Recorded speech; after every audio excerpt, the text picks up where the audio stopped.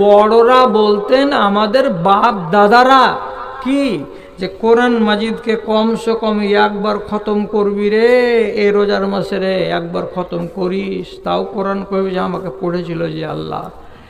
তাহলে রাগঝাল করিয়েন না, হিসাব করে বলেন তো 11টা রোজাতে 11 পারা কোরআন মাজিদ কতজন লোকের হয়েছে? 11 পারা, রোজা প্রতি 1 পারা করে কতটি লোকের হয়েছে? নাই। कौन कथा? कभी जिंदगी पे न की नजर, कटी उम्र सारी गुनाह में। कभी जिंदगी पे न की नजर, कटी उम्र सारी गुनाह में। ऐ खुदाए काबा तू पनाह दे, मैं खड़ा हूँ तेरी पनाह में। की করলেন গো? আচ্ছা, 1 পারা পড়ার লোক আছেন এখানে কেউ? 2, 4, 5, 7টা। আচ্ছা, এবার বলেন, আজাব হবে না? রাগ করিয়েন না, আপনাদের আমি ঘরের মানুষ, কোনো রকমের রাগ ঝাল করি নেই। সোজা সোজা ঝুট্টা কথা বললেন না। রমজান মাসে কতটি লোক কোরআন মাজিদ পড়তে জানেন না? হাত তোলেন তো। কোরআন পড়তে জানেন না, কোরআন পড়তে জানেন না। তাহলে কতটি হলো? 15টা হাত হলো। একটা কথা বলবো, আপনার যদি নেক নিয়ত থাকে 7 দিনে কোরআন মাজিদ মুখ দিয়ে উচ্চারণ হবে। কি বললাম? আপনার যদি শিখার ইচ্ছা থাকে 7 দিনে কোরআন মাজিদ পড়তে পারবেন। কোন একটা মৌলবীকে ধরেন, হ্যাঁ সিফারা বগল করে যে আমি এই বুড়াতি বসে কোরআন শিখতে যাবো। জি, কাউরি কাছে যেতে হবে না, লুকিয়ে ইমাম সাহেবের কাছে একটা ফর্মুলাকে মেনটেন করবেন, কোরআন মুখস্থ হয়ে যাবে। প্রথমে বর্ণ 29টা, আলিফ বা তা সা, এটিকে ঘরের কোনাতে একলাই শিখালেন। আলিফ বা তা সা এই করে শিখা হয়ে গেল যখন 29টা বর্ণকে, তারপরে 6টা কথা শিখতে হয়, তাহলে কোরআন খুলে যাবে। কি? একটাকে বলে জাবার, এরকম বেড়া হেসিট থাকবে হরফের ওপরে, এত বড় একটা, ওপরে থাকলে জাবার, নিচে থাকলে জের, একটা এরকম হয়ে থাকবে বংশীর মতন, একে বলে পেশ, আর একটা এরকম 3 পা হয়ে খাড়িয়ে থাকবে, একে বলে তাসদিদ, আর একটা এমনি করে দুদিকে আঁক মেরে এরকম করা থাকবে, এটাকে বলে জজম। আর এইগুলো একসাথে যদি 2টা থাকে তাকে বলে তানবিন। 6টা কথা। বে শব্দটার উপরে যদি এই বেড়াটা সুদ থাকে তো সবসময় মুখ হবে আ, বা যাবার বা, তা যাবার তা, যদি নিচে থাকে এ করতে হবে মুখটা, বে যাবার বেজের বে, তেজের তে, যদি এরকম থাকে মুখে ও করতে হবে। বেপেস বো, তেপেস তো, সেপেস তো, ছোট ছোট শব্দ আসবে। জিম জের জের, রেজের রে, ফেজের ফে, জে রে ফে, আইন যাবার আ, মিম যাবার মা, লাম যাবার লা, আ মা লা। একলাই বাড়িতে কোরআন হবে। আর না যদি হয় তো বাড়িওয়ালি কোরআন পড়া হলে ওর পিছে লাগো, যে তোর দানা উঠিয়ে দেবো 3 মাসে যদি কোরআন শেখাতে না পারলি তো। কোরআন আপনি মুখ দিয়ে খুলে যাবে। কোরআন পড়ো রে ভাই রাতের বেলায়, কোরআন পড়ো রে ভাই দিনের বেলায়। হ্যাঁ, কোরআন এত ফজিলতের জিনিস, আর রমজান মাস চলে যাচ্ছে, আপনি কোরআন মাজিদটাকে শেষ করতে পারবেন না, এটা তো বড় দুঃখের কথা।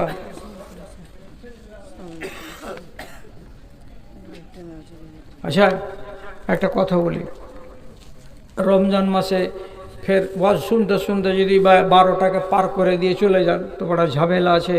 একটু জাগার ব্যাপার আছে, একটু ঘুমার ব্যাপার আছে, মা খালারা যারা আড়ালে আছে তাদের সাহারি রান্নার ব্যাপার আছে। তো সুযোগ পেয়েছি বলে একদম মানে এটা থেকে ওটা করে দিয়েন না। কি বলছে এখানে? আচ্ছা যাক, কথাটা এটাকে শেষ করে দিই, তারপরে এটা পড়ছি। আপনি কোরআন মাজিদ পড়ুন, তো কোরআন মাজিদ পড়তে গিয়ে আপনি আটকে যাচ্ছেন, আটকে যাওয়া কোরআন মাজিদ যে লোকটা পড়ে, যে সরসর করে পড়ে, তার সওয়াবের সমান। কেমন কথা বলছে জি? জি, আমি সরসর করে পড়তে পারবো। ধরলেন খতমাল্লাহু আলা কুলুবিহিম ওয়া আলা সামঈহিম ওয়া আলা আবসারিহিম গিশাওয়া ওয়া লাহুম আযাবুন আযীম। আবার মুখ চলছে, আপনার চলে না, তো কি করছেন? খতামাল্লাহু আলা কুলুবিহিম ওয়া আলা সামঈহিম। এই যে অনেক লোক নাই, তাহলে আপনি এক পারা পড়বেন, সারা বেলা লেগে যাবে। আমরা মৌলভী সাহেবেরা এক পারা পড়বো, 20 মিনিট লাগবে। তো 20 মিনিটে এক পারা পড়ে আমি যতটি সওয়াব পাবো। রব্বুল আলামিন বলছেন ইয়াতাকাউ বিল কোরআন, যে মানুষটা কি করে, কোরআন পড়তে গিয়ে খালি আটকে আটকে যাচ্ছে, কথাগুলো পরিষ্কার হয়ে এক দফা বেরিয়ে আসছে না, থেমে থেমে থেমে থেমে থেমে থেমে পড়ছে, এই মানুষটা আমার সমান মোকাবেলা করবে সওয়াবে আল্লাহ তাআলার কাছে। জুটাইতে পারেননি পারা, 1.5খানা পাত পড়েছেন, আর আমি 2 পারা পড়ে ফেলে দিয়েছি। আপনি আমার পিছন দিকে চলছেন, সাথে সাথে সাথে সাথে, একটুও দূরে নেই। কত বড় ফজিলত! আর এই রমজান মাসে একটা সুযোগ, যারা ভালো শিক্ষিত তাদের, যত পড়লেন পড়লেন, অন্তত একটা রুকুকে বাংলাতে তর্জমা পড়ে নেন। বাংলাতে একটা রুকু তর্জমা পড়ে নেন।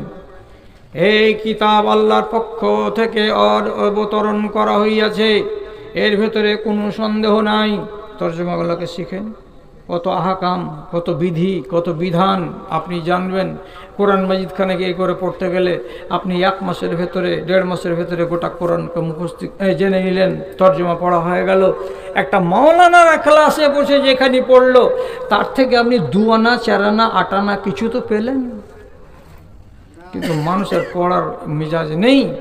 রমজান মাসটাকে অবহেলাতে কাটাবেন না, আপনাকে সুযোগ নিতে হবে। শেষ হাদিস আজকের মতো বলছি, আল্লাহ পাকের নবী বলেছেন 3 বার মিম্বারে পা দিয়েছেন, 3টা স্তরে, একবার এখানে, একবার এখানে, তারপরে এখানে, 3 বার 3 স্তরে পা দিতে গিয়ে 3 বার বলেছেন আমিন, তারপরে আবার পা দিলেন বলছেন আমিন, তারপরে আবার 3 নম্বরে পা দিলেন, দিয়ে বললেন আমিন। লোকেরা বলছে 3 বার আমিন বলার কারণ বুঝতে পারলাম না, কেন আমিন বললেন? তখন আল্লাহ পাকের নবী বলছেন জানি জিবরিল আনেফান, এক্ষুনি জিবরিল আমার কাছে এসেছিল, আসার পরে 3টা দোয়া করলো। 3টা দোয়া যখন করলো, আমি তখন আমিন বললাম, আমি তখন আমিন বললাম। প্রত্যেকটা দোয়ার পিছনে আমি আমিন আমিন বললাম। কি 3টা দোয়া? দরকার নেই, শুধু একটা বলি, মান ওয়াজাদা রমজান ওয়ালাম ইউগফার লাহু ফাকাদ বাউদা মিনার রাহমাতে। যে ব্যক্তি রমজান মাসকে পেল আর পাওয়ার পরে নিজের নামটা জাহান্নামের খাতা থেকে কাটিয়ে নিতে পারলো না, সে মানুষটা পোড়া কপাল, বদনসিব, আল্লাহর রহমত থেকে দূরে চলে গেল। তখন আমি বললাম আমিন। তাহলে রমজান মাসে নিজের নামকে কাটাবার টাইম আছে, এখনও টাইম চলে যায়নি। আপনাকে এটা করতেই হবে। যারা যারা গুনাহগার আছেন তারাও, যারা গুনাহগার নন তারাও রমজানের নির্জন টাইমে মসজিদের ভিতরে গিয়ে 12টা, 1টা, 2টা, 2:30টা, 3টার সময় যখন নির্জন, কেউ নেই মসজিদের ভেতরে, বাতি নিভিয়ে দিয়ে এক কোণাতে দাঁড়িয়ে 2 রাকাত নামাজ পড়ে আল্লাহ তাআলার কাছে বসে বসে কাঁদুন আর দোয়া করুন। ডাকো তারে ডাকো, মনের কালি মুছে ফেলে দিয়ে নয়ন পাতায় আঁকো। সূর্য যখন নামিবে পাটে, আধার আসবে ছেয়ে, বিশ্বজগৎ অঘরে ঘুমাবে, তুমি থাকবে চেয়ে। এমন আধারে নির্জনে বসে একবার তারে হাঁকো, ডাকো তারে ডাকো, মনের কালি মুছে ফেলে দিয়ে নয়ন পাতায় আঁকো রে, নয়ন পাতায় আঁকো। কথা অনেক আছে শোনার, কিন্তু ব্যাপারটা হলো যে 1 নম্বর কথা যে বয়স 65 বছর, 2 নম্বর কথা হলো 2টা অপারেশনের লোক, আর 3 নম্বর কথা হলো রমজান মাস গুদুড়ি লাট হয়ে আছে। খালি এই এলাকার ভাইগুলোর আওয়াজ শুনতে পেলে ফেলতে পারি না। কেন? আমার উত্থান হয়েছে পাকুড়ের এই এলাকা থেকে, আর আমার কবরের যাত্রা শুরু হবে তো এই এলাকা থেকে। আমি উঠেছি এই এলাকা থেকে, এটা আমার ইতিহাসে লিপিবদ্ধ আছে। তো আপনাদের ডাক ফেলতে পারেনি বলে চলে এসেছি। গলাটা কেমন করছে বুঝতে পারছেন, চেঁচাতে পারছি বুঝতে পারছেন, থস করছে গলা বুঝতে পারছেন, সবই বুঝতে পারছেন। আর লম্বা করব না, শুধু এটা অনুরোধ করব, নির্জনে বসে আল্লাহ তাআলার কাছে রমজান মাসে একদিন কাঁদেন। আপনার কাঁদাতে এটাই যেন কথা থাকে, পরওয়ারদিগার আমার নাম তুমি কাটাও জাহান্নামের খাতা থেকে। একটাই বাক্য। যেমন মানুষের পা ধরে কাঁদে আর বলে তুই মাপ না দিলে আমি তোর পা ছাড়বো না, তখন কাবু হয়ে যায় মানুষ, যাচ্ছে যা যা যা তোকে মাপ দিনু। আপনি আল্লাহকে সামনে পাবেন না, তবু আন্দাজের উপরে বলুন আল্লাহ তুমি সামনে আসো, তুমি আমার নাম জাহান্নামের খাতা থেকে কাটিয়ে দাও। কাঁদতে আরম্ভ করে দেন, কাঁদতে আরম্ভ করে দেন। মসজিদের ভেতরে রাত 1:30, 2টা, 2:30, 3টার সময়তে কেউ নেই মসজিদে, সুম মসজিদ, ওখানে ডাকবে, দোয়া করবেন, নামাজ পড়বেন। আর মাওলানা সাহেব কাঁদা যাবে না, যাবে যাবে।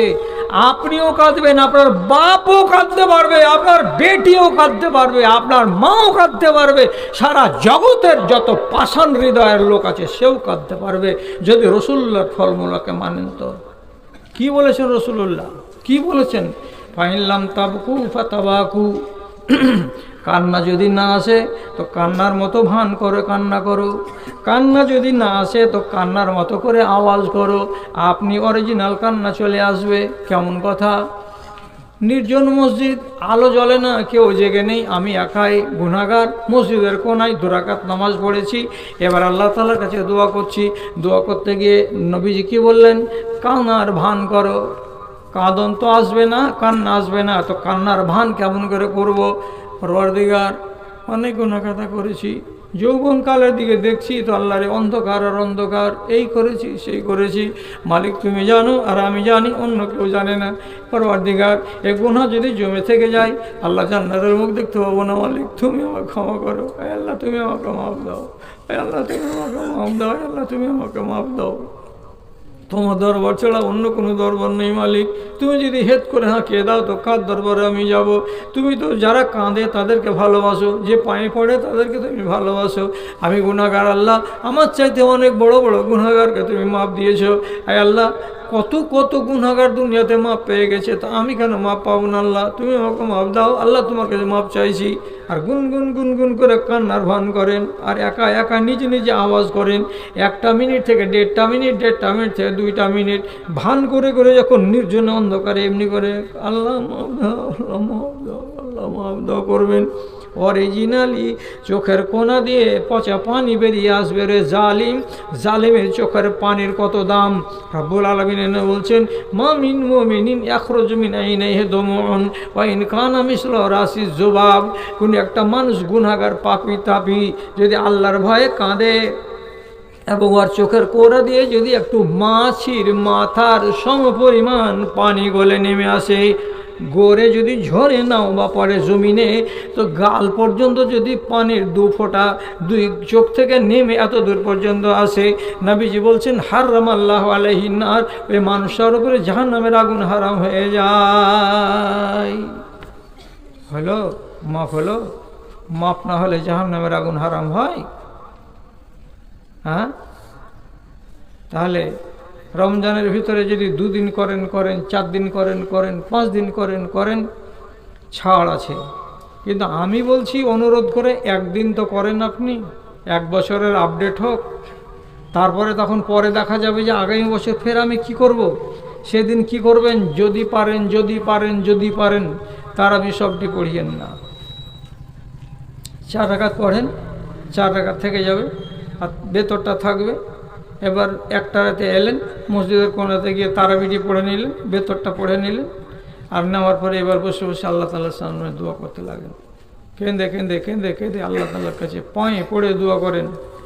বাড়ি এসে সকালবেলায় মনে মনে যদি দেখেন অন্য দিন চাইতে আজকে আনন্দ বেশি লাগছে, অন্যান্য দিনের চাইতে আজকের দিনটা মনের ভেতরে প্রফুল্লতা বোধ করছি, তাহলে আপনাকে খুশি হতে হবে যে রব্বুল আলামিন আমাকে মার্জনা করেছেন।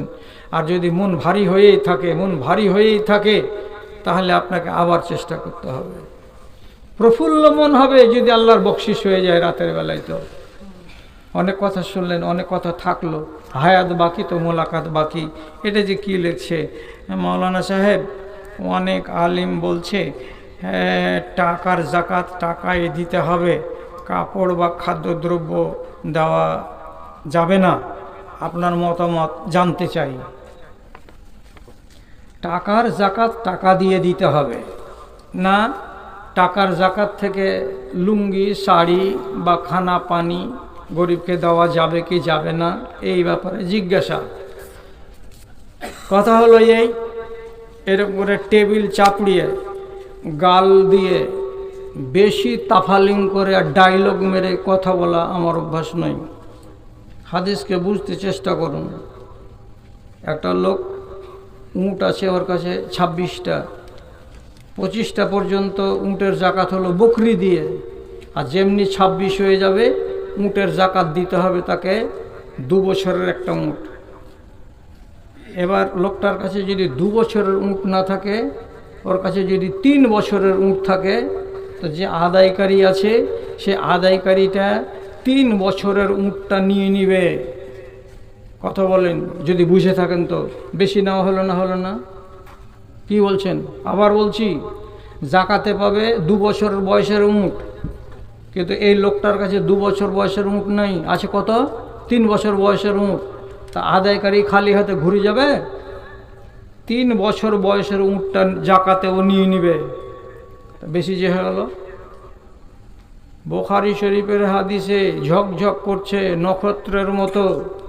নবীজি বলে গেছেন, তুমি যে বেশি নিয়ে নিলা তার জন্য এই লোকটাকে যার উটের জাকাত নিলা তাকে তুমি 2টা বকরি ঘুরিয়ে দাও যে তোমার 2টা বকরি দিলাম, কেন যে বেশি চলে এসছে আমার দিকে। যদি 2টা বকরি তোমার কাছে না থাকে তো 20টা দিরহাম মানে 20টা আরবের টাকা ওকে দিয়ে দাও। বকরি থাকলে বকরি দাও, বকরি না থাকলে কি দাও? কি দাও? দিরহাম মানে আরবের টাকা, টাকা দিয়ে দাও। উল্টা হয়ে গেল। কি উল্টা হলো? যে জাকাত নিতে এসেছে সে পাবে 3 বছরের উট একটা জাকাতে, 2 বছরের, কিন্তু এই বেচারি দিতে পারলো ওকে 1 বছরে, 2 বছরে দিতে পারলো না। তো তুই যে কম দিয়ে দিলি চাচা, বলছে তুমি আরও 2টা বকরি দিয়ে দাও। এই বকরি নেই, 20টা দিরহাম দিয়ে দাও, তোমার শোধ হয়ে গেল। তাহলে জাকাতের গিয়ে উটের বদলে উট পেল না, তখন কি দিতে বললো? বকরি। কোয়ালিটি বদলিল না? বদলিল না? বকরি নাই তো বলছে টাকা দিয়ে দাও। কোয়ালিটিটা বদলিল না? বদলিল না? বদলিল। এবার ইমাম বুখারী এত বড় মুহাদ্দিস, এর মত বড় মুহাদ্দিস এখন পর্যন্ত দুনিয়াতে দেখতে পাওয়া যায় না। উনি বুখারী শরীফের ভেতরে কিতাব লিখছেন, তো কিতাব লিখতে গিয়ে একটা বাব মানে অধ্যায় লিখছেন, সেখানে তাতে ওখানে বলছেন কি, একটা বাবের উপরে লিখছেন একটা হাদিস এনেছেন। সে হাদিসটাতে বলছেন কি, মুয়াজ রাদিয়াল্লাহু তাআলা আনহুকে ইয়ামান দেশে যখন জাকাত ওসুল করতে পাঠানো হলো, তো মুয়াজ রাদিয়াল্লাহু তাআলা আনহু ইয়ামান দেশের গিয়ে ওখানকার লোকেদেরকে বলছেন যে ইতুনি বে আরজিন খামিসিন আউলাবিসিন, ইয়ামানের লোক তোমরা আমাকে তোমাদের এই সব ভুট্টার বদলে, জবের বদলে, উটের বদলে, ছাগলের বদলে তোমরা কেউ কেউ আমাকে চাদর দাও, বড় বড় থান দাও, জামা দাও, কাপড় দাও, এগুলো আমি নিব। কেন যে এগুলোর মুখাপেক্ষী মদিনার লোক। এই হাদিসটাকে হযরতে তাউস বর্ণনা করেছেন মুয়াজ থেকে, কিন্তু মুয়াজকে উনি দেখেননি, তার জন্য এটাকে বলা হয়েছে মুরসাল। আর ইমাম বুখারী জানেন যে মুরসাল হাদিস শক্তিশালী নয়, তার জন্য তিনি বাবের ভেতরে ঢুকালছেন, ঢুকিয়ে বলতে চাইছেন নিজের মত। কি মত? যদি জাকাতের মালকে কোয়ালিটিতে পরিবর্তন করে তো করতে পারে, এটা ইমাম বুখারীর মত। উনি এই উদ্দেশ্যে ওই মুরসাল হাদিসটাকে ওই জায়গাখানে বাবের ভেতরে ঢুকিয়ে আলোচনা করেছেন। তাহলে ইমাম বুখারীর মতো এত বড় ফকিহ আর এত বড় জালিলুল কাদার সাহাবী, তিনি বলছেন জাকাতের কোয়ালিটির ভেতরে যদি হেরফের হয়, এটা থেকে এটা দিলাম বা এটা থেকে এটা দিলাম, তো এটা করা যাবে, তাৎপর্যের বিচারে করতে পারা যায়। সুতরাং এখন চলে আসলাম আমরা 1400 বছর পার করে দিয়ে 2000 শতাব্দীর নাম করা আলেমে দিন, গত 2000 সালে মারা গেছেন আল্লামা ইবনে বাজ রহমতুল্লাহ আলাইহি। উনার ফতোয়া কিতাবের ভেতরে লেখা আছে, হ্যাঁ টাকার জাকাত তোমরা কাপড় কিনে, জামা কিনে, শাড়ি কিনেও দিতে পারো, যদি ওখানকার ফকিরদের তৎপর্য বা মুসলাহাত থাকে, এটা তো অসুবিধা হবে না। তাহলে ফকিরের যদি তাৎপর্য সামনের দিকে থাকে, তো উনি নিজে মুফতি ফতোয়া দিয়ে বলছেন যে হ্যাঁ জাকাতের টাকাকে তোমরা কাপড় হিসাবেও দিতে পারো, আনাজ গম শস্য হিসাবেও দেওয়া যাবে। উনি এগুলো কথাই আলোচনা করেছেন। তাহলে আমি এত বড় বড় আলেমের কথাগুলোকে ফেলবো কেন? দ্বিতীয় কথা, যদি জাকাতের যে জিনিসের বের হলো সে জিনিসেরই যদি জাকাত আমাকে দিতে হয়, হেরফের যদি না করা যায়, তো আপনার বাড়িতে আপনার আহলিয়ার 87 গ্রামের একটা চাঁদির হার আছে, কোর্সে পৌঁছে গেছে, জাকাত লাগবে 40 ভাগের 1 ভাগ, 40 ভাগের 1 ভাগ। তাহলে আপনি আপনার স্ত্রীর গলার হারকে সোনার দোকানে নিয়ে যেয়ে 40 ভাগের 1 ভাগ কাটেন, একটা জাকাত দেন। তো পৃথিবীতে কোনো মায়ের লাল নিজের মা বেটির খেয়ে গয়নাগুলোকে কেটে কি জাকাত দেয় না ওই পরিমাণ টাকা জাকাত দেয়? কি দেয়? টাকা জাকাত দেয়। তো তখন সারা জগতের আলেম কেন বলছেন যে আপনারা এখান থেকে সোনাটাকে গয়নাটাকে নষ্ট না করে আপনি আর মূল্যটা দিয়ে দেন? তো মূল্য কেন জায়েজ হয়ে গেল তখন? আরো বলছি, সারা পৃথিবীর যত ফকিহ আছেন তারা সবাই বলছেন ব্যবসার মালের জাকাত হবে না, টাকা দিয়ে জাকাত হবে। কি বুঝলেন? ব্যবসার মালের জাকাত হবে না, মালের ভ্যালু করে টাকা দিয়ে জাকাত দিতে হবে। কেমন? আমার এটা দোকানে দেখি আছে, নজেল আছে, এলিমেন্ট আছে, পাম্পসেট আছে, ডিজেল আছে, অমুক আছে, তমুক আছে, থেস আছে, সব যত আউজার আছে ট্রাকের আর পাম্পসেটের সবগুলো এখানে পাওয়া যায়। এখন যদি মালের জাকাত মাল দিয়েই হয়, তাহলে একটা চেক নিয়ে এসছে তারানগর মাদ্রাসার লোক, তো বলছে দেন, মাদ্রাসাকে কি দেবেন? তা আপনি কি করবেন? কইছে একটা এলিমেন্ট লিখেলেন, না তো একটা লাইনার পিস্টন লিখেলেন আপনি, তো ওকে কি ওইগুলার জাকাত দিতে হবে? সারা পৃথিবীর ফাকিগুন ইজমা করে বলছেন তেজারাতের মালের আপনাকে জাকাত দিতে হবে মূল্যের। মূল্য মানে কি? টাকা। তা টাকা থেকে না আসছো তখন? গয়নাকে ভেঙে জাকাত দিবে না, টাকাতে আসছো তখন টাকা জায়েজ। আর পার্টসের দোকানদারেরা যখন টাকা দিবে জাকাত দিবে, তখন পার্ট দিবে না, টাকা দিবে, তখন টাকা জায়েজ। আর সোনার গয়নাওয়ালারা গয়নার টাকা দিবে জাকাত, তখন জায়েজ। আর যদি এই টাকার জাকাত যারা বের করবে যে 10 লক্ষ টাকা আমার আছে, তো আমার বেরিয়ে গেছে, এখন ধরলেন যে 25,000 টাকা বের হলো আমার, তো 25,000 টাকাই দিতে হবে। লুঙ্গি দেওয়া চলবে না, শাড়ি দেওয়া চলবে না। মোবাইল এখন ছাড়বে, সময় চলে আসছে, যে কোনো জিনিসের সময় আসছে কি না? এই যে আর 8টা দিন বাদ দেন, ফেতরা নিয়ে এমন গড় টাকা চলবে না, এই দিতে হবে, এত বড় বড় চৌঙ্গা নিয়ে বেড়াবে, এই চৌঙ্গাতে মেপে দিতে হবে, কেলোতে মেপে দেওয়া হবে না, এই মাদ্রাসাকে দেওয়া যাবে না, মক্তবকে দেওয়া যাবে না, খালি ফকিরকে দিতে হবে, ফকিরের বাড়ি গিয়ে দিয়ে আসতে হবে, নানান কথা আসবে। তেমনি এটাও আসবে। অতএব আমি বলছি ইসলামকে শক্ত করিয়েন না। আপনি নিজে জাকাত দাতা, আপনি যদি দেখেন এই লোকটাকে আমি জাকাত দেব, একটা লুঙ্গির এটা হকদার আছে, আপনি লুঙ্গি দেন। আপনি যদি দেখেন এই লোকটাকে আমাকে যদি 10 কেজি আনাজ দিই তাহলে এর উপকার বেশি হবে, তো আপনি তাকে আনাজ দেন। আপনি যেভাবে ফকিরের মুসলাহাত দেখতে পাবেন সেভাবে আপনার জাকাতটাকে ব্যবহার করবেন। ইনশাআল্লাহ আপনার এই জাকাতটা একারত যাবে না, ইনশাআল্লাহ। অতএব আপনি যেটা মনে করবেন সেটা আপনি করে দেবেন। আর একটা কথা হলো যে ভাই কি করবেন, ঢুলির ঘরে যদি ঢোল না থাকে তো বসে বসে পেট বাজাই। পেট কেন বাজেছে চাষা করে ঢোল ছিঁড়ে গেছে। তো আলেম আমাদের কাম হলো কি জানেন, কেরালার একটা আলেম বলেছিলেন পৃথিবীতে যত আলেম আছে সবাই একমত হয়ে গেছে এই কথাটার উপরে যে আমরা জীবনে একমত হব না। কথা বুঝতে পারলেন না? বললেন না? আবার বলছি, পৃথিবীর যত আলেম আছে সবাই এরা একমত হয়ে গেছে কিসের উপরে, যে আমরা জীবনে কোনোদিন একমত হব না। মালদার আলেম এক, মুর্শিদাবাদের আলেম এক, ও ওর আঁশ তুলে দিচ্ছে, এ ওর আঁশ তুলে দিচ্ছে, কেউ কাউকে সহ্য করে না। আরে সামান্য একটা খেলোয়াড় মোহাম্মদ শামি ভারতবর্ষের ক্রিকেট দলে দুবাইয়ে খেলতে গেছে, রোজার দিন পানি খেয়েছে।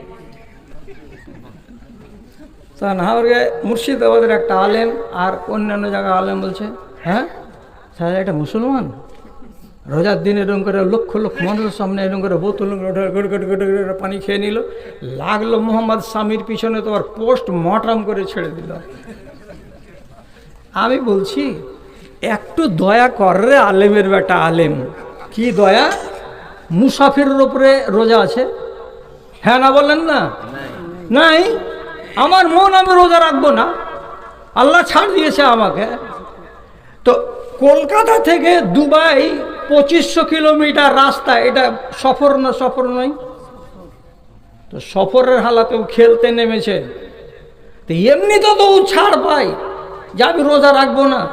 আর তার উপরে কোচের উপর থেকে ডাঁট আছে যে তোর গতি হতে হবে 96 কিলোমিটার বেগে, বল মারতে হবে, আর দিয়ে নিউজিল্যান্ডকে উড়াতে হবে, ভারতকে টস আনতে হবে, সিল আনতে হবে, আর যদি দুর্বলতা দেখতে পাওয়া যায় তো দল থেকে আউট। তুই রোজা রাখবি আর খেলবি? তো তোর অত ক্রেডিট নিয়ে চিন্তা। তো একটু শরীয়তের ছাড় আছে যে আমি বিদেশি মুসাফির, আর তার উপরে ওর উপরে বল প্রয়োগ করা হয়েছে, সেই ক্ষেত্রের মানুষটাকে তো মাপ দিতে কেউ রাজি নয় ভারতবর্ষের আলেমেরা। তা আলেমদের কাজ না থাকতে গেলে এটাকে হুড়াও ওটাকে হুড়াও, তাহলে কাজ হবে আর দানা মিলবে আর খ্যাতি মিলবে। বলছে मौलाना साहब जनाजा की नमाज में 1 सलाम फेरना या 2 सलाम फेरना चाहिए? बराए करम जवाब दीजिए। জানাজার সালামে আসসালামু আলাইকুম ওয়া রাহমাতুল্লাহ একটা হবে না আসসালামু আলাইকুম ওয়া রাহমাতুল্লাহ ডানে বামে দুটা হবে? এত মরছো কেন? মরবার আগে কি পাকা হয় পিঁপড়ার মতো? তাই দুটা পৃথিবী বিখ্যাত হাদিসের পণ্ডিত তিনি কে? তিনি হচ্ছেন আলবানী রহমাতুল্লাহ আলাইহি। উনি উনার কিতাবের ভেতরে কিতাবুল জানাইজের ভেতরে লিখে রেখেছেন একদম সহি কথা, দুটো হাদিসই সহি। একদিকে সালাম ফেরার হাদিসও সহি আর দুদিকে সালাম ফেরার হাদিসও সহি। আর লেখা আছে কি তাসলিমাতুল জানাজাতে মিসলু তাসলিমাতি সলাতে, জানাজার নামাজের সালাম এই 5 ওয়াক্তের নামাজের সালামের মতো। তাহলে কয়টা হয়? দুটা হয়। আর এক হাদিস আছে যে সাল্লামা তাসলিমাতা, রাসূলুল্লাহ একটা সালাম দিলেন। এর মানে কি? 1 সালাম করাও জায়েজ, 2 সালাম করাও জায়েজ। এখন তোমার চুলকানি কেন লাগলো যে আমি আজ থেকে 1 সালাম করবো? তাহলে বড় আলেম বলবে না, ওটা হাদিস কমজোর, চলবে না। তুমি বেশি বিদ্বান না, আল্লামা আলবানী বেশি বড় বিদ্বান। উনি হাদিসের মুহাক্কিক, উনি পণ্ডিত, 20 শতাব্দীর সবচাইতে বড় মুহাদ্দিস। উনি বলছেন দুটাই হাদিস সহিহ রে বাবা। আপনার মন লাগে 2 সালাম দেন, আর আপনার মন লাগে 1 সালাম দেন। এখন কত জায়গাতে মারামারি হয়েছে জানেন? এক জায়গাতে বিদেশে একটা আলেম এসে লোকেরা বলছে কে এটা জি? বলছে যে মারা গেছে ওর আপন খালু হলো, এটা মুর্শিদাবাদের খুব বড় আলেম দিন, ওকে জানাজা পড়াও। এই জানাজা পড়ালছে, কত বড় আলেমে দিন, কিচ্ছু বলা নাই কহা নাই, এরকম করে জানাজা শেষ খান বলছে আসসালামু আলাইকুম ওয়া রাহমাতুল্লাহ, থেমা আছে। আর পাবলিক বুকে হাত বেঁধে এখনো খাড়ি আছে। হ্যাঁ তা আর এক সালাম দিবে না নাকি? হ্যাঁ আসসালাম দিবে না নাকি? হ্যাঁ ওরা ওরা এক লেখলে আসসালামু আলাইকুম ওয়া রাহমাতুল্লাহ ছেড়ে দিবে। আচ্ছা কে আছে এটা? কে আছে? পাবলিক। আপনি আবার রেহাই দিবেন? কে আছে এটা জি? কোথাকার বলবে আছে জি? ও সালা এক সালাম কেন দিল, দু সালাম কেন দিল না? এই ঘর তো সালাকে লিয়াই তো সালাকে আমাদেরকে বলবে এই হলো আর হ্যান হলো। আচ্ছা এখন পাবলিকের মুখে গালি নয় কিন্তু প্রবাদ, এটা ভাষা আমাদের কি কোন ঠেকারি সালা মুলবি আছে ভাই লিয়াই তো।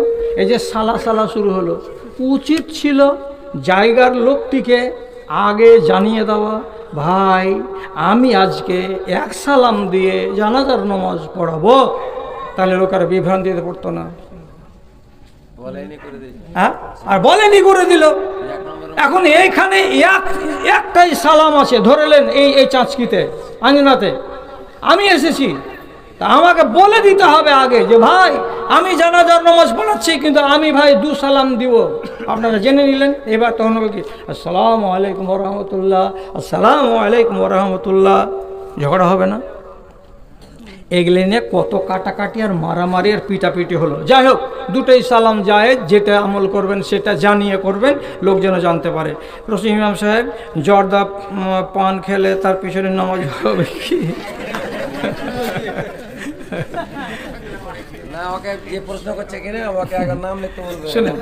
হারাম জিনিস থেকে বাঁচেন, হারাম জিনিস থেকে আল্লাহ আপনাকে বাঁচায়, আমাকেও বাঁচায়, আপনার ইমামকেও বাঁচায়। তো বাহরহাল হারাম জিনিস থেকে ইমাম সাহেবকে বাঁচতেই হবে। যদি যাই এতগুলো ফ্যাসিলিটি এই মাসে দিলেন, তো আল্লাহ তাআলার নীতি থেকে দুনিয়ার মানুষেরা নীতি শিখেছে। আল্লাহ তাআলার ফর্মুলা থেকে দুনিয়ার মানুষেরা অনেক ফর্মুলা শিখেছে, শিখে তারা দুনিয়াদারি করছে, দুনিয়া চালাচ্ছে। এখন যদি আপনাকে একটা কথা বলি, এই দুনিয়াতে অনেক অনেক কোম্পানি আছে, কি বলে অফার দেয়, দুটা যদি কিনেন একটা ফ্রি, এটা হলো অফার। পূজার যখন সময় আসবে তখন অনেক অনেক কোম্পানি বলবে কি 200 টাকা যদি রিচার্জ করেন তাহলে 80 দিন নয় 120 দিন আপনাকে রিচার্জের ভ্যালু দেওয়া হবে। এটা অফার। অফার মানে সুযোগ, এটা সব সময় হয় না, গুরুত্বপূর্ণ টাইমে কোনো না কোনো বিশেষ বিশেষ সময়ে এই অফারগুলোকে দেওয়া হয়। আল্লাহ রাব্বুল আলামিন যেগুলো অফার দিয়েছেন তার বান্দাদেরকে, এই অফারটা সব মাসের জন্য নয়, এই অফারটা শুধু রমজান মাসের জন্য। এই জন্য এই মাসের ভেতরে এতগুলো এতগুলো এতগুলো ফজিলত আর এতগুলো গুণগান রব্বুল আলামিন করে রেখেছেন এবং তার নবী করে রেখেছেন। আচ্ছা, ক্ষমা প্রার্থনার মাস এটাকে বলা হলো, এটার মানে কি অন্য মাসে কি আল্লাহ তাআলা ক্ষমা করেন না? যে করি। তো এই মাসটার নাম ক্ষমার মাস কেন বলা হলো? তার মানে কি অন্য মাসে যদি আমি আল্লাহ তাআলার কাছে দোয়া করে নিজেকে ক্ষমা করাতে না পেরে থাকি, হতে পারে, কিন্তু রমজান মাসটা এমন একটা মাসের মাস, এই মাসে যদি আমি ক্ষমা প্রার্থনার ইচ্ছা করে থাকি তো ইনশাআল্লাহ এই মাসে ক্ষমা হবে। তাহলে ওই মাসে গ্যারান্টি নেই, আর এই মাসে কি আছে? গ্যারান্টি আছে। এবার কতজন লোক তৈয়ার আছেন? মিষ্টি হাদিসটাকে আগে শুনেন, শোনার পরে এবার বলেন কি কথাটা আপনাকে বুঝাতে চাইছি। নবীজি বলছেন হাদিসের ভেতরে, ইন্না লিল্লাহি মালাইকা সাইয়াহিনা, আল্লাহ রাব্বুল আলামিনের অনেক ফেরেশতা আছে, তাদের ভেতরে একগুলো ফেরেশতা হলো কি চলে বেড়ায়, ওরা স্থির নেই, রোডে রোডে রোডে রোডে, রাস্তা রাস্তা, মাঠ মাঠ, এই শহর ওই শহর, ওই গ্রাম ওই জেলা জেলা জেলা, সব চলে বেড়াচ্ছে, সারা সারা দিন চলে বেড়াচ্ছে, আল্লাহর একটা দুটা ফেরেশতা নেই। দল দল হয়ে এগুলো ফেরেশতা চলে বেড়াচ্ছে সারা সারা রাত। কি জন্য চলে বেড়াচ্ছ গা? হাদিস বলছে ইয়াবহাসুনা আন মাজালিসিজ যিকরে, ওরা রাস্তা দিয়ে চলে, চলতে চলতে ডানে তাকায় বামে তাকায়, কোনো জায়গাতে একটা আলোচনার মজলিস পাওয়া যায় কি না, কোনো জায়গাতে একটা জিকিরের মজলিস পাওয়া যায় কি না। জিকির মানে কি? যেখানে কোরআনের কথা হয়। জিকির মানে কি? যেখানে আল্লাহর এবং আল্লাহর রাসূলের আলোচনা হয়। ওই জায়গাতে এমন কিছু লোক আছে যারা সে আলোচনায় অংশগ্রহণ করেছে। সেই জিকিরের মজলিস কোথায় বসেছে তারা খুঁজে বেড়ায়, খুঁজছে। একদল ফেরেশতা খুঁজতে খুঁজতে হঠাৎ করে দেখছে হাগো 300-400 জন লোক এদিকে বসে আছে এশার নামাজ পড়ার পরে। ব্যাপার কি দেখো তো,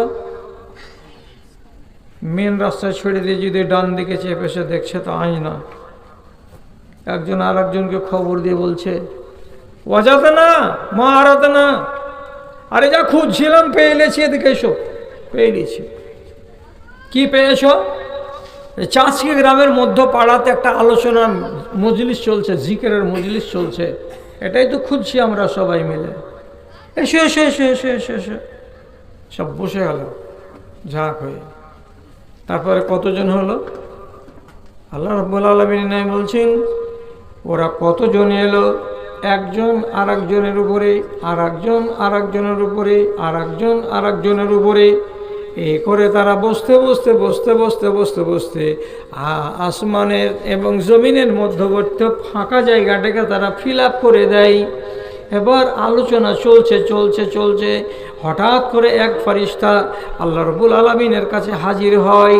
রব্বুল আলামিন বলেন কোথায় গেছিলে তুমি বা তোমরা? বলছে রব্বুল আলামিন আমরা পাকুড় জেলার অমুক এলাকায় যাচ্ছিলাম, একটা জিকিরের মজলিসে বসলাম, ওখানে বসার পরে অনেক কথা শুনলাম, অনেক কথা জানলাম। কি জানলে তোমরা? তো বলছে ওইখানে ওই লোকগুলো তোমার জাহান্নামের আগুন থেকে বাঁচার জন্য তদবির করছে, আমাদেরকে যেন জাহান্নামের আগুন টাচ না করে, এটা ওরা মনে মনে চাইছে। তো আল্লাহ তাআলা তো সবই জানেন, তবুও আমাকে আর আপনাকে তাসাল্লি দেওয়ার জন্য জিজ্ঞেস করে বলছেন আচ্ছা ওরা কি জাহান্নাম দেখেছে? বলেন না, ওরা জাহান্নাম দেখেনি, জাহান্নামের বর্ণনা শুনেছে, তাতেই তারা এতটা নিজেদের ভেতরে ভয় পেয়ে আছে যে ওরা মাঝে মাঝে বলছে পরওয়ারদিগার জাহান্নামের আগুন যেন আমাদেরকে টাচ না করে। তারপরে আবার আল্লাহ তাআলা বলছেন আচ্ছা ওরা আর কি বলছিল? তা ফেরেশতারা আবার বলছেন ওয়াইনাম ইয়াসআলুনাকাল জান্নাতা, ওরা মাঝে মাঝে এরা জিকিরের মধ্যেই তোমার কাছে জান্নাত কামনা করছে। আয় আল্লাহ মরার পরে তুমি আমাদেরকে জান্নাত নাসিব করিও। এরা জান্নাতের ভাগীদার, জান্নাতের আশা নিয়ে তারা বসে আছে। আল্লাহ বলছেন ওরা জান্নাত দেখেছে কি? কেমন জিনিসটা? জান্নাত সম্বন্ধে ওদের জ্ঞান গরিমা আছে? জান্নাত তো দেখেনি মালিক, কিন্তু তার বর্ণনাগুলো শুনেছে আলেম ওলামার মুখ থেকে, এই জন্য তারা আগ্রহী হয়ে চাইছে। রব্বুল আলামিন বলছেন আহারে এইরকম মজলিস থেকে তোমরা আসলা, আর ওখানকার সবকটি লোক আগুন থেকে বাঁচতে চাইছে আর জান্নাত আমার কাছে কামনা করছে, তা আমি আল্লাহ কি করব? তখন ফেরেশতাদেরকে বলছেন যাও রে ফেরেশতারা, আমার ওই মজলিসে যতটি বান্দা আছে আমি তাদের ডাকে সাড়া দিলাম, আমি তাদের তামান্নাকে মঞ্জুর করে নিলাম, আমি তাদের যেটা মনের বাসনা কামনা তাকে আমি পূরণ করে দেব, এবং আমি কথা দিলাম আমি আল্লাহ তাদেরকে সব কটি লোককে মাফ করে দিলাম। ওরা কেমন ছিল না ছিল দেখার বিষয় নয়, আমি সবটিকে ক্ষমা করে দিলাম। আর যারা ক্ষমা পেয়ে গেল, নবী করিম সাল্লাল্লাহু আলাইহি সাল্লাম বলছেন, মান রাজিয়াল্লাহু আনহু ফালা হিসাব আলাইহি, যার উপরে আল্লাহ রাব্বুল আলামিন রাজি হয়ে গেলেন, কিয়ামতের দিন তার কোনো হিসাব হবে না। হিসাব হবে না মানে লোকটা জান্নাতি। আল্লাহ তাআলা ফেরেশতাদেরকে বলে পাঠালেন, যাও যতটি লোক আছে ওই মজলিসে সবটিকে মাফ করে দিলাম, সবটিকে মাফ করে দিলাম। তখন একটা ফেরেশতা তখন বলছে, ইয়া রব্বে ইন্না ফীহিম খাত্তাউন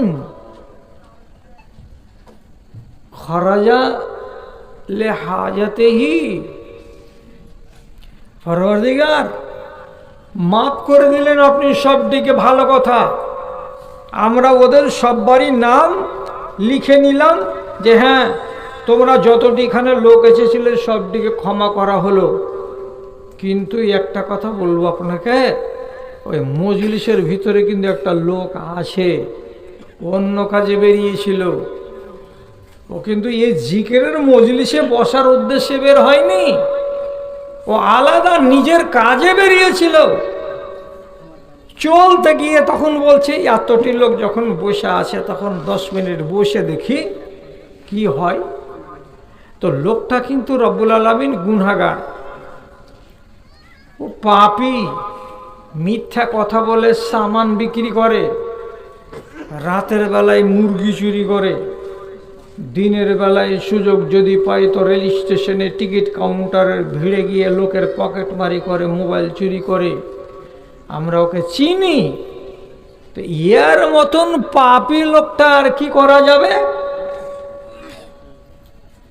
আপনি তো বললেন যাও সবকে মাফ করে দিলাম, তাহলে ওই গুনাহগারটার কি হবে? ওকে মাফ করে দিব নাকি? আল্লাহ রাব্বুল আলামিন বলছেন, লা ইয়াসকা মিনহু জালিসুহুম আল-ইয়াউম। এরা আমার ফেরেশতারা, আমাকে মাফ করতে টাইম লাগে না। আমি শুধু বাহানা চাই, আমি একটা ওসিলা চাই। আমি আমার বান্দার ইচ্ছাটাকে দেখছি, তার মনের বাসনাটাকে দেখছি। আমি আমার বান্দার বিস্তারিত লম্বা চওড়া মেহনতের দিকে আমি তাকাই না, আমি দেখছি তার নিয়তটার দিকে। আমার বান্দা যখন চোর চুরি করে, ডাকাতি করে, লম্পটি করে, সবই কিছু করে, কিন্তু যেই উদ্দেশ্যেই হোক না কেন জিকিরের মজলিসে গিয়ে বসে গেছিল। অতএব ওইখানে যদি 250 জন লোক মাপ পাই, তো একজন লোক মানে 251 নম্বর লোকটাকে বাদনসিব করে তাকে আমি বিদায় করব না। আজকের মজলিসের ফজিলতে ওই গুনাহগারকে পর্যন্ত আমি মাফ করে দিলাম। তাহলে আপনি দেখতে পাচ্ছেন যে আল্লাহ রাব্বুল আলামিন আপনাকে মাফ করার জন্য জিকিরের মজলিসের কতটা গুরুত্ব দিলেন। জিকির কাকে বলে? খালি লম্বা করে চোখ বন্ধ করে খালি বড় বড় দুয়া বলবেন, এটার নাম জিকির তা নয়। যেগুলো অ্যাকচুয়ালি তসবিহ এবং যেগুলো অ্যাকচুয়ালি জিকির সেগুলো হলো ছোট। যেমন সুবহানাল্লাহ, টাইম লাগবে না। আলহামদুলিল্লাহ, টাইম লাগবে না। যেমন সুবহানাল্লাহি ওয়া বিহামদিহি, এটা বলতে টাইম লাগবে না। যেমন লা ইলাহা ইল্লাল্লাহ, এগুলো বলতে টাইম লাগবে না। আর এগুলো জিকির যার মুখ থেকে বেরিয়ে যাবে, ও জেনে নিতে হবে যে ওর মিটার সব সময় ঘুরতে আছে, কোনো সময় থামে না। এবং আপনাকে আর কি কথা বলবো, কথা বলে বলে বলে বলে আপনাদেরও থলিটাকে বোঝ করতে পারলাম না, তার আগে মরার বয়স হয়ে গেল। আর আমারও থলি শেষ হয়ে গেল ওয়াজ করে করে, ওয়াজের থলিতে কিছু পড়ে আর নাই। সুবহানাল্লাহি ওয়া বিহামদিহি যদি আপনি এই মজলিসে একবার বলতে পারেন, তো নবী করিম সাল্লাল্লাহু আলাইহি সাল্লাম বলছেন গোরসাত লাহু নাখলাতুন ফিল জান্নাতে, ওর ভাগে যেটা জান্নাত আছে সেই জান্নাতের সামনের মাঠে ওই একবার সুবহানাল্লাহি ওয়া বিহামদি বলতে গেলে একটা খেজুরের গাছ লাগিয়ে দেওয়া হবে। মরার পরে যেদিন জান্নাতে আসবে সেদিন দেখবে যে সারিবদ্ধ খেজুরের গাছ লেগে আছে। কে লাগালছিল? জি আল্লাহ। তুই লাগালছিলে? আমি কবে লাগালাম? আদেশটা তো ফরিস্তা আমার, কুদরত আমার, লাগিয়েছিস তুই। কখন লাগালাম? যখনই তুই বলেছিলি সুবহানাল্লাহি ওয়া বিহামদিহি। তুই যদি দিনে 100 বার বলিস তো 100টা গাছ আমি লাগাবো। তুই যদি দিনে 400 বার বলিস তো আমি 400টা গাছ লাগাবো। আপনি তখন নিজে নিজে বলবেন মৌলী সাহেব এটা যদি 1 লাখ বার হয়ে যায় তাহলে 1 লক্ষটা গাছ আমি কি করব? আপনি কি করবেন? হায় রে পাগল ইনসান, আপনাকে এই দুনিয়ার 10টা দুনিয়ার সমান জান্নাত দেওয়া হবে। এত বিশাল বড় এলাকা। কত বড় এলাকা? এই দুনিয়াটার 10 গুণ বড় দুনিয়া। আপনার নামে শুধু একটা জান্নাতের নামে বরাদ্দ হবে। এবার বলেন আপনি দুনিয়ার কতটি অংশতে গাছ লাগাতে পেরেছেন? অঙ্ক করেন বসে বসে। আমি একটা হুঁশিয়ার তা নয়, এ লোকগুলো এরা শুধু হুঁশিয়ার তা নয়, আপনারাও হুঁশিয়ার। এখানে বসে করুন।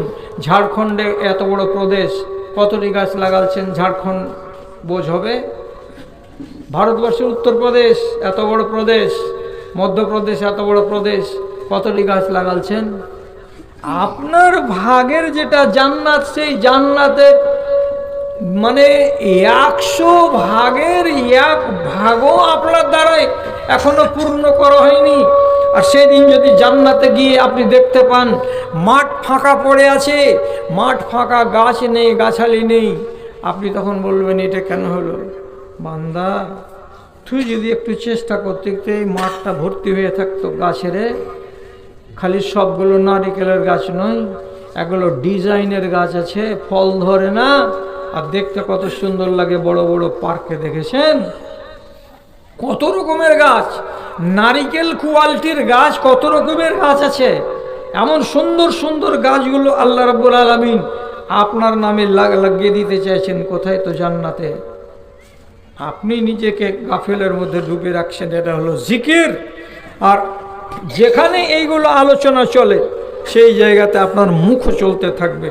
মাঝে মাঝে আপনি একাই বলুন সুবহানাল্লাহ, মাঝে মাঝে আপনি একাই একাই বলুন আস্তাগফিরুল্লাহ। আমি বলতে বলবো সেটা কথা নয়। রাসূল করিম সাল্লাল্লাহু আলাইহি সাল্লাম বলছেন আমার আগের আর পাশের গুনাহ সব মাফ। অথচ আল্লাহ রাব্বুল আলামিনকে খুশি করার জন্য আমি দিনে এবং রাতে 100 বার করে আস্তাগফিরুল্লাহ, আল্লাহ তোমার কাছে মাফ চাই বলি। আমি কবার বলেছি? চলতে ফিরতে কিছু হয়ে গেল বলবেন আস্তাগফিরুল্লাহ। পয়সা লাগে না? সুবহানাল্লাহি ওয়া বিহামদিহি। পয়সা লাগে না? যদি এটাকে বাড়িয়ে দেন আর একটু, সুবহানাল্লাহি ওয়া বিহামদিহি সুবহানাল্লাহিল আযীম, এটা যদি বেড়ে যায়। একবার হলো সুবহানাল্লাহ, একবার হলো সুবহানাল্লাহি ওয়া বিহামদিহি, আর একবার হলো সুবহানাল্লাহি ওয়া বিহামদিহি সুবহানাল্লাহিল আযীম। 3 রকম বললাম আপনার সামনে, আর 3টাই সহিহ রিওয়ায়াত।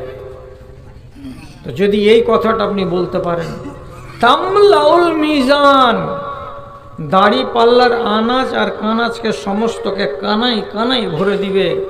এইটা এমন একটা বাক্য বলতে গেলে সোজা, পাল্লাতে ভারী, আর আল্লাহ রাব্বুল আলামিনকে অত্যন্ত প্রিয়, অত্যন্ত প্রিয়, একদম সহিহ হাদিস। তাহলে যাক, এদিকে আমি ঘুরে আসি। রমজান মাসের মাহাত্ম্য আলোচনা করতে গিয়ে আপনাকে এই কথাটি বললাম। আবার আর একটা কথা বলছি। এবার কি, যখন রমজান মাস দুনিয়াতে চলে আসে, আল্লাহ রাব্বুল আলামিন একগুলো ফরিস্তাকে এলাকা ভাগ করে দেন।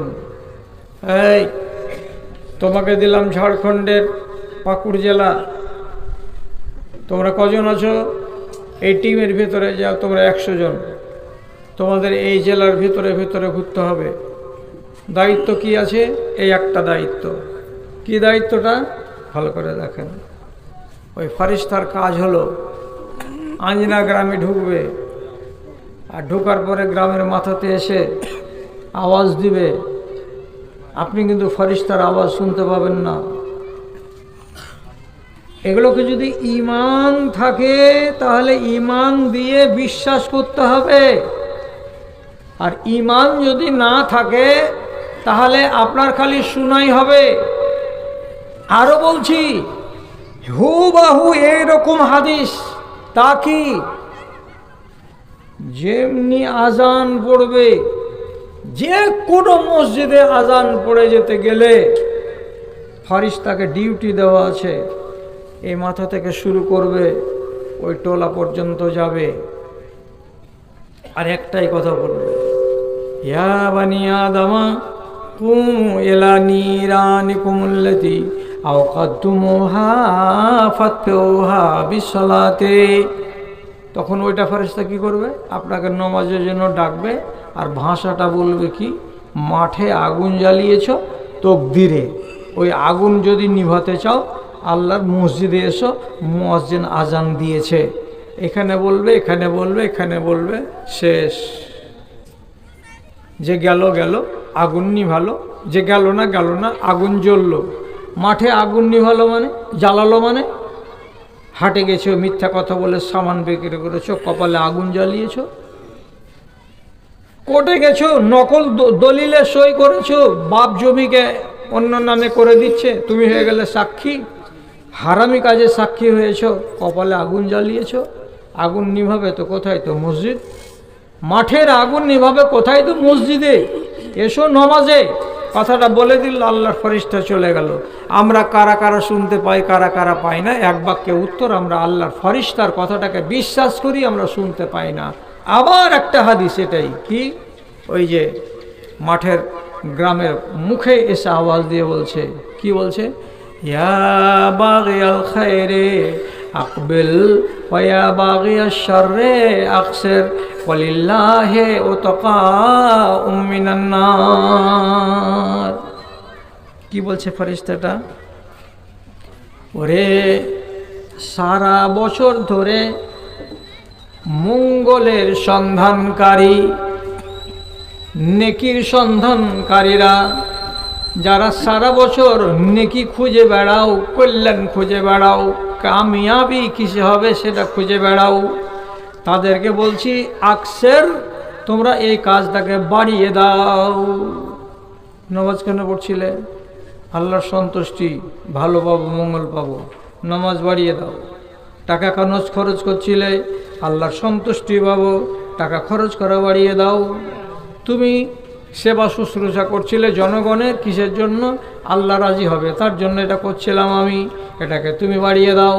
এক কথায় ফেরেশতা বলছে, যারা যারা সারা বছর মঙ্গলের কামনা করে বেড়াও, তোমরা এই মাসে তোমাদের নিজের নিজের ধান্দাগুলোকে বাড়িয়ে দাও, তোমরা বাড়িয়ে দাও। এতদিন কত রাকাত নামাজ পড়তে তোমরা দিনে রাতে? বলছে 60 রাকাত পড়তাম। আল্লাহ কেমন 60 রাকাত? কেমন 60 রাকাত? 12 রাকাত পড়তাম সুন্নাতে মুআক্কাদা, 17 রাকাত পড়তাম ফরজ, 1 রাকাত পড়তাম আর ভিতর, 30 রাকাত নামাজ পড়তাম।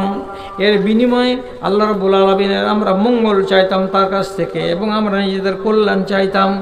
আল্লাহর ফেরেশতাকে বলছে এটাকে বাড়িয়ে দাও, বাড়িয়ে দাও, তোমরা বাড়িয়ে দাও, লাভ বেশি আছে। কেমন করে বাড়ালাম? এই মাসে আমরা কি করলাম? এবার 8 রাকাত বাড়িয়ে দিলাম তারাবির নামাজে, আর 3 রাকাত 1-এর জায়গায় 2 বাড়িয়ে দিলাম। এটা কি? সেটা বেতরের নামাজে। তার মানে আমি নেক কাজে আমি নিজেকে একটু বাড়িয়ে দিলাম। বাড়াও। কেন বাড়াবো? লুট চলছে, আল্লাহর পক্ষ থেকে লুট চলছে। লুটে নাও, লুটে নাও, যত লুটবার আছে লুটে নাও। বস্তা আনো, ভর্তি করো, সোয়াব কামাই করো। এখন কোনো গণনা নেই, কোনো হিসাব নেই, কোনো কিতাব নেই। ভর্তি করো, ভর্তি করো। এই মাস সুযোগের মাস চলে যাচ্ছে। তাহলে জাগরণ বাড়িয়ে দিই, নমাজ বাড়িয়ে দিই, দান বাড়িয়ে দিই, খায়রাত বাড়িয়ে দিই। এ মাসের একটা বৈশিষ্ট্য। তারপরে আবার ফেরেশতা কি বলে, ইয়া বাগিয়াশ শাররে আকসির, হে লোকেরা যারা সারা বছর তোমরা মন্দ করে বেড়াও, যারা মদখরি বেড়াও করে বেড়াও, যারা যারা শয়তানি কাজে সারা বছর নিজেকে জড়িয়ে রাখো, সে সমস্ত লোককে আল্লাহ রাব্বুল আলামিনের প্রেরিত ফেরেশতারা কি বলছে, আকসের, তোমরা কম করো, তোমরা কম করো, তোমরা কম করো। আল্লাহর ফেরেশতারা এটা বলছেন না যে তোমরা বন্ধ করো, তোমরা বন্ধ করো, তোমরা এই কাজ করিও না। আল্লাহ তাআলার ফেরেশতা বলছেন আকসের, এটা কমিয়ে দাও। কেমন কথা, কেমন কথার মানে যদি আল্লাহ খালি বলে দিতেন ফেরেশতাকে দিয়ে বন্ধ করো। কারণ যে লুট চলছে এই মাসে, কিসের লুট? শেষখানে বলছে ওয়ালিল্লাহি ওয়াতাকাউম মিনান নার। আল্লাহ রাব্বুল আলামিনের এই মাসে প্রত্যেক দিন এবং প্রত্যেক রাত হাজার হাজার লক্ষ লক্ষ মানুষকে জাহান্নাম থেকে পরিত্রাণ দিয়ে থাকেন। ফেরেশতারা কাগজ কলম হাতে করে নিয়ে শুধু বেরিয়ে বেড়াচ্ছে, কার নামটাকে কেটে জাহান্নাম থেকে জান্নাতের খাতায় তুলে দেওয়া যায়, শুধু এটাই চলছে অভিযান। সুতরাং তোমার কপালটাকে ভালো করো আর তোমার নামটাকে জাহান্নামের খাতা থেকে তুলে জান্নাতের খাতায় তুলে নাও। ওয়ালিল্লাহি ওয়াতাকাউ মিনান নার, আল্লাহ রাব্বুল আলামিনের পক্ষ থেকে অনেক অনেক অনেক মানুষকে আগুন থেকে পরিত্রাণ দেওয়ার ব্যবস্থা আছে। জাহান্নাম থেকে টেনে বার করো নিজেকে। এখন যদি একটা মদখোরকে বলি বন্ধ করো 1 মাস মদখোরি, তো না ও বন্ধ করতে পারবে আর না নিজের মাগফিরাত করাতে পারবে, না নিজের নামটাকে কাটিয়ে জান্নাতের খাতায় তুলতে পারবে। কেন যে এটা তো কঠিন কথা, মদকে ছেড়ে দেওয়া কি আর থাকা যায়? তাহলে একে কি বলবো যে একে পাওয়া যাবে জুতে, ওই যে আকসের কমিয়ে দে রে বাবা। কেমন কমাবো? তুমি অন্যান্য মাসে 2 বেলা, সকালে একবার বিকালে একবার, 1 গিলাস সকালে 1 বিকালে খেতে, রমজান মাসের খাতিরে তুমি একবার কমিয়ে দাও, 1 বেলা খেয়েও আর 1 বেলা খেয়েও না। দেন ভুল তর্জমা করবেন, ফের কালকে কিছু মৌলবি এই ওয়াজ চলে যাবে দুনিয়া জুড়ে। মৌলবি কি সারা দুনিয়াতে শুধু ভুল ধরাটি মৌলবি? হ্যাঁ, আমি কি একটাও ন্যায্য কথা বলতে পাবো না? রাসূলুল্লাহ বলছেন আকসের, কমিয়ে দে রে, কমিয়ে দে। কমিয়ে দেওয়ার মানে কি? 300 মিলিগ্রাম করে খাচ্ছিলে, ওটাকে কমিয়ে 200 মিলিগ্রাম কর। সিগারেট কতটি খাচ্ছিলি সারাদিনে? কইছে 2 প্যাকেট, 1 প্যাকেট করে দে, কমিয়ে দে। কেন কমাবো? সম্পূর্ণ কেন আল্লাহ রাব্বুল আলামিন ছাড়তে বললেন না তার ফেরেশতাকে দিয়ে? কইছে রে খ্যাপা, তোর দ্বারাই সম্ভব নয়। আমাদের এলাকায় একটা গ্রাম আছে, নাম নিলে তো গোলমাল লেগে যাবে। তো সারাদিন সর্দারের বাড়ি কাজ করবে আর মাগরিবের পরে 5 হাত ধুয়ে মসজিদে ঘুমাবে। একটা জোন ছিল, লেবার ছিল, ওরা হলো খোট্টা শ্রেণীর। ওই সম্প্রদায়টাকে কি বলে? খোট্টা। আপনারা চিনেন না ওরা হয়তো। তে কাহা গিয়া তবে কা ঘর কাহা হয়, मैं तो बोलिस है कहिस है, এগুলো হলো ওদের ভাষা। তো বলছে এ বাবা, এই এশারের নামাজ পড়েছ? কই যে मैं को नहीं आता है, मैं नहीं जानता है, নামাজ পড়ি না। নামাজ পড়ো না তো এখানে শুচ্ছ কেন? যখন 1-2 দিন ওকে উঠিয়ে দিয়েছে তখন চালাকি করে কি করছে, এশারের আগে আর শুতে আসে না। নামাজ হয়ে যাওয়ার পরে এসে শুধবে, তারা আর কেউ ওকে নিষেধ করবে না। এবার একদিন ফজরের টাইমে কোনো লোক বলছে উঠো, নামাজ পড়তে হবে। নামাজ পড়ো তাহলে থাকতে পারবে না, তো থাকতে পারবে না। তারপর দিন এসে ফের বিছান কাতে হাতে করে তুমি নামাজ পড়ো কি? কিছু না, পড়ি না। নামাজ না পড়লে এখানে থাকতে পাওয়া যাবে না। থাকতে যখন পাওয়া যাবে না, রেগে গেছে, যখন গাদলাটাকে হাতে করে তখন করছে हमसे नहीं सकेगा, हम नहीं सकेगा, वो हत्या कर बेकार, हमसे नहीं होगा, हम नमाज नहीं पढ़ेंगे, हम मस्जिद में नहीं रहेंगे। আমি নমাজও পড়বো না আর আমি মসজিদও থাকবো না।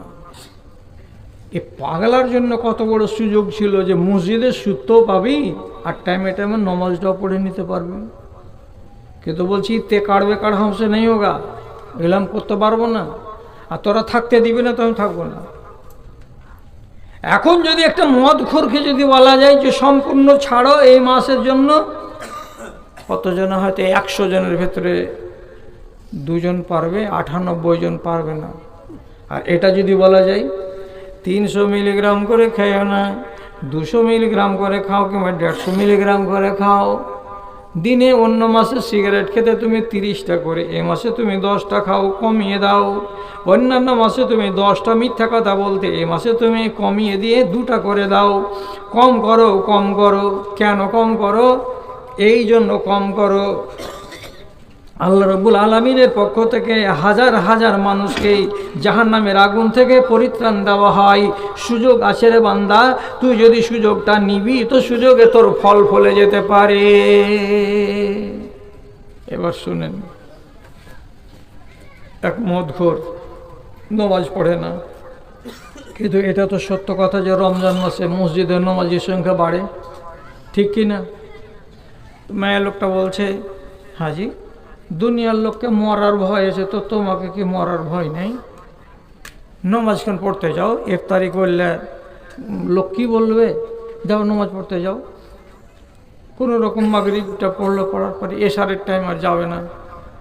তখন বলছে, ও মনে হয় ঘুমাচ্ছ কেন? 2 দিন তারাবির নামাজগুলা পড়ো, আল্লাহ তাআলা যদি তোমার এই তারাবির নামাজটাকে কবুল করে তোমাকে মাপ টাপ করে দেয়। পাহাড় জমিয়ে রেখেছ গুনাহ খাতা করে করে।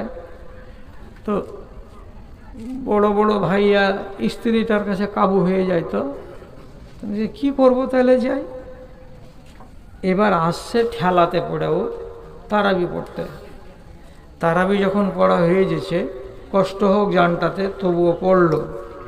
পড়ার পরে খেয়াল করেন কথাটার দিকে।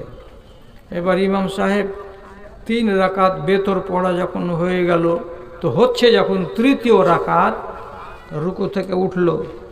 ওঠার পরে সামি আল্লাহু লিমান হামিদা কথাটা বলল। বলার পরে মাঝে মাঝে মাঝে মাঝে কুনুত করবে, রোজ করবে এমন কথাটা নয়, আর যদি না করে তো গুনাহ হয়ে যাবে এমন কথাটা নয়। মাঝে মাঝে কি করবে? কুনুত করবে।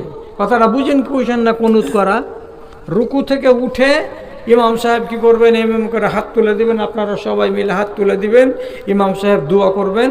আর আপনারা যারা যারা দোয়াটা জানেন তো তার সাথে সাথে বলতেও পারবেন, অথবা যদি না জানেন তো উনি যেখানে যেখানে থামবেন সেই জায়গাটাতে আপনি শুধু একা একাই ওইখানে আমিন বলে নেবেন। এবার ইমাম সাহেব কি করছেন? দোয়া করছেন, আল্লাহুম্মা আগফিরিল মুসলিমিনা ওয়াল মুসলিমাত ওয়াল মুমিনিনা ওয়াল মুমিনাত। কুনুতের প্রথমেই দোয়াটা আছে কি, বা দ্বিতীয়ত যদি কেউ করে দেয় তো তাও করতে পারে। আগে করে দেবে কোনটা? আল্লাহুম্মা আহদিনি ফিমান হাদাইত ওয়া আফিনি ফিমান আফাইত ওয়া তাওয়াল্লানি ফিমান তাওয়াল্লাইত। দোয়াটা শুরু করে দিবে। এই দোয়ার ভেতরে যদি কোনো এক জায়গায় ইমাম সাহেব শুধু বলে, আল্লাহ তুমি সমস্ত মুসলমানগুলোকে মাফ করে দাও, আল্লাহ তুমি সমস্ত মুমিনগুলোকে মাফ করে দাও, তাহলে বারে বারে কি বলছে? আল্লাহ মাগফিরিল মুসলিমিনা ওয়াল মুসলিমাত ওয়াল মুমিনিনা ওয়াল মুমিনাত। এ মুমিনগুলোকে আল্লাহ তুমি মাফ করে দাও, এ মুসলমানগুলোকে আল্লাহ তুমি মাফ করে দাও। আপনারা সবাই লাইনে দাঁড়িয়েছিলেন, আপনারা লুকিয়ে লুকিয়ে আবার করে বলছেন আমিন। এবার লাভ কি হবে? লাভটা হবে এই, আপনারা আমিন বলার সাথে সাথে যে কোনো নামাজের ভেতরে আল্লাহ রাব্বুল আলামিনের ফেরেশতারা আমাদের সাথে আমিন আমিন বলে। যেখানে আমিনের জায়গা সেখানে আমিন বলে। যেমন গায়রিল মাগদুবি আলাইহিম ওয়ালাদ-দাল্লিন, যেমনি ওয়ালাদ-দাল্লিন হবে আমরা কি বলবো? আমিন। সাথে সাথে মসজিদের ভেতরে এক ঝাঁক ফেরেশতা থাকে, তারাও বলে আমিন। আর নবী করিম সাল্লাল্লাহু আলাইহি সাল্লাম বলছেন, ফামান ওয়াফাকা তামিনহু তামিনাল মালায়েকাতে, যে মানুষের আমিনগুলো আল্লাহর ফেরেশতাদের আমিনের সঙ্গে মিলে যাবে। তার মানে আমরা একসঙ্গে 20 জন লোক 50 জন লোক বললাম আমিন, তো আমাদের সাথে সাথে 1000টা আল্লাহর ফেরেশতা ওরাও বলছে আমিন। তো ফেরেশতাদের আমিনের সঙ্গে আদমের বান্দাদের বেটাদের আমিন যদি মিলে যায়, একাকার হয়ে যায়, রব্বুল আলামিন বলছেন গফির লাহু মা তাকাদ্দামা মিন যামবিহি, ওই মানুষটার আগের যত গুনাহ ছিল সমস্ত গুনাহ খাতাকে মাফ করে দেওয়া হয়। তাহলে আপনি এবারকার বলুন, ছেলেটার নাম কি? তো আব্দুল জব্বার। কি করে? তো মদখড়ি করে। সারা মাস কি নামাজ পড়ে? তো বলে পড়ে না। এসেছিল কখন? তো আজকের দিনে কি ছিল? তো তারাবির নামাজ ছিল। তারাবির নামাজের শেষে কি করলো? তো কুনুত করলো। কুনুতে দাঁড়িয়ে দাঁড়িয়ে ইমামের পেছন দিকে আমিন আমিন বলল। ওই টাইমে রব্বুল আলামিন যদি সমস্ত লোকটিকে বলে দাও, যাও তোমরা আমার কাছে মাপ চাইছিলে, আমি তোমাদেরকে মাফ করে দিলাম, তাহলে ওই দিন ভালো মানুষের সাথে মন্দ মানুষটাও ঢুকেছিল। আর মন্দ মানুষটাও ওই তালে তালে তালে তালে সারা বছর নমাজ পড়েনি, শুধু নমাজটাকে রমজান মাসে ধরে কোন রকম করে হাজরি দিতে এসেছিল। মদটাকে তো ছাড়তে পারেনি, অল্প অল্প ছেড়েছিল আর অল্প অল্প ধরেছিল, কিন্তু মানুষের কথাই পড়ে আল্লাহর ডাকে সাড়া দিয়েছিল। এই সুযোগে যখন মানুষটা মসজিদে হাজির হলো, নিশ্চয়ই রব্বুল আলামিন অন্যান্য লোকের মাফ করার সঙ্গে সঙ্গে তারও নামটা জাহান্নামের খাতা থেকে টেনে বার করে দিবেন, আশা করা যায়। একটা সুযোগ নাও না গো, এই সুযোগটা গো। আর শেষের বেলা বলছি আর একটা কথা, সেটা হলো এই মাসটাকে আল্লাহ তাআলা খুব গুরুত্ব দিয়েছেন। তো গুরুত্ব দেওয়ার ব্যাপারে দুটো কথা হাদিসে এসেছে। সুপারিশ করা তো বুঝেন, কাউরি হয়ে কেউ যদি কি করে, সুপারিশ করে, তো মানুষ সুপারিশ অনেকে গ্রহণ করে। আর গ্রহণ না করতে গেলে, সম্পূর্ণ না করতে গেলে কিছু বকশিসটা পাওয়া যায়। ফাইন করে দিল আপনাকে বিচারে 150 টাকা, না 1.5 লাখ টাকা। একটা গ্রামের মাওলানা বা মুখিয়াজি যা বলছে, আরে অত করিও না, গরিব মানুষ টাকা দিতে পারবে, একটু কম সম করো। তো এক ধাক্কাতে সুপারিশ করতে গেলে কি হয়ে যাবে? 1.5 লাখ টাকা মাফ হয়ে যে হতে পারে 1 লাখ টাকা হবে। সুপারিশের লাভ আছে। তো আমি আর আপনি যদি কুলাইতে না পারি কিয়ামতের দিন, তো একটা সুপারিশকারী লাগবে। কেউ যদি সুপারিশ করে দেয় তাহলে আমার কল্যাণ। তো কিয়ামতের দিন আমার সুপারিশ কে করে দিবে? মা যেখানে রাজি হবে না বেটা গ্রহণ করতে, বাপ যেখানে রাজি হবে না বেটা স্বীকার করতে, ভাই যেখানে ভাই বলবে না, স্ত্রী যেখানে স্বামী বলবে না, তাহলে সুপারিশ করবে কে? তা হাদিসে বলছে, আসসিয়ামু ওয়াল কুরআনু ইউশাফিআনি লিল আবদে। কিয়ামতের দিন আল্লাহ রাব্বুল আলামিনের সামনে রব্বুল আলামিন তাদেরকে দেহ দান করবেন। কাকে? তো কোরআনের তেলাওয়াত করে। আর কাকে? তো রোজাকে। রোজা নিজের আকৃতি নিয়ে আল্লাহ তাআলার সামনে হাজির হবে, এবং কোরআনের তিলাওয়াত সে তার একটা আকৃতি পাবে, সে আকৃতি নিয়ে আল্লাহ রাব্বুল আলামিনের কাছে হাজির হবে। আর যাওয়ার পরে রোজা প্রথমে দাঁড়িয়ে বলবে, ইন্নী মানাতুহু তুআমা ওয়াশ শাহওয়াতা ফিন নাহার।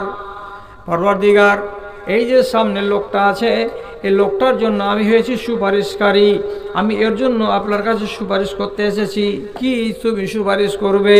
তো বলছে, আমি এই লোকটাকে রুকে রেখেছিলাম, মুখে লাগাম দিয়ে রেখেছিলাম, তার হাতটাকে আমি বারণ করে রেখেছিলাম। কিসে থেকে? খানা পানি থেকে। অথচ 3 তলাওয়ালা বাড়ির লোক এক টাইমে খানাতে প্লেটে যতগুলো তরকারি সাজে, দেখতে গেলে মাথা খারাপ হয়ে যাবে, এত ধনী লোক। তথাপি তার হাতখানা তরকারির দিকে যায়নি, তার মুখে কোনো শাক সবজি বা কোনো মাংস টাংস যায়নি। কেন যায়নি? আমি আটকে রেখেছিলাম। আমার নাম কি? তো রোজা। তাহলে আমার কারণে মুখে লোকমা তুলে দেয়নি। আচ্ছা, তোমার কারণে এতগুলো জিনিস থেকে নিজেকে বিরত রেখেছে। বলছে জি। আবার আরেকটা কথা বলছি, হে পরওয়ারদিগার, স্ত্রী নিজের কার কাছে প্রিয় নয়? সবার কাছে সবার স্ত্রী হলো প্রিয়। বিশেষ করে যারা নতুন বিয়ে শাদী করেছে, যারা যৌবন কালে আছে, তারা নিজের যৌবনে নিজের স্ত্রীটাকে সব সময় নিজের কাছে রাখতে চায়, নিজের পাশে রাখতে চায়। এমন একটা যুবক ছেলে যৌবন কালে রমজান মাসে দিনের বেলায় বিশ্রাম করছে জোহরের নামাজের পরে, তাহলে জোহরের নামাজের পরে মিয়া আর বিবি যদি এক জায়গায় থাকে, তাহলে চিন্তা করে বলবেন, ভাবনা চিন্তা করে বলবেন, তাদের স্বামী এবং স্ত্রীর মিলনের ভেতরে কোনো বাধা নাই। বাধা কিসে থাকে? স্ত্রীকে যদি মাসিক থাকে তাহলে বাধা থাকে, তাছাড়া তো কোনো বাধা নাই। ইচ্ছা করলে সে নিজের স্ত্রীর কাছে গমন করতে পারে। কিন্তু রমজান মাসে রোজা দাঁড়িয়ে বলছে, পরওয়ারদিগার, ওর বাড়িতে একটা সুন্দরী বিবি ছিল। দুপুরের বেলায় কিংবা বেলা 10টার সময় এক জায়গায় মিয়া বিবি জমা হয়েছিল। মনে অনেক রকমের চেতনা জেগেছিল, আকাঙ্ক্ষা জেগেছিল, কিন্তু স্ত্রীর দিকে ওই লালসার দৃষ্টি দিয়ে তাকাতেও পারেনি এবং তার গায়ে হাত লাগাতে পারেনি। কেন পারেনি? যখনই হাত লাগাতে গেছে আবার মনের ভেতরে খেয়াল হয়েছে, ওরে আমি রোজাদার, আমি যদি আমার স্ত্রীকে ব্যবহার করি তাহলে আমার রোজাটা নষ্ট হয়ে যাবে, আমার রোজা বরবাদ হয়ে যাবে। আমি রোজাকে বাঁচাবার জন্য স্ত্রীকে ত্যাগ করে দিয়েছি দিনের বেলায়। তাহলে এই বান্দাটা তোমার দুটো বড় বড় কুরবানি দিয়েছে। এত বড় কুরবানি দেওয়া চারটিখানি কথা নয়। নিজের বিবি থেকে নিজেকে সংযমী করে দূরে রাখা, এটা চারানা কথা নয়। এবং খানাকে সামনে পেয়ে তাকে বরণ না করা, তাকে গ্রহণ না করা, এটা চারটিখানি কথা নয়। পরওয়ারদিগার, আমি আটকে রেখেছিলাম, আমার সুপারিশ কবুল করবে না? আমি এ লোকটার কল্যাণ চাই। এর বলা শেষ হবে, কোরআনের তেলাওয়াত আবার খাড় হয়ে যাবে।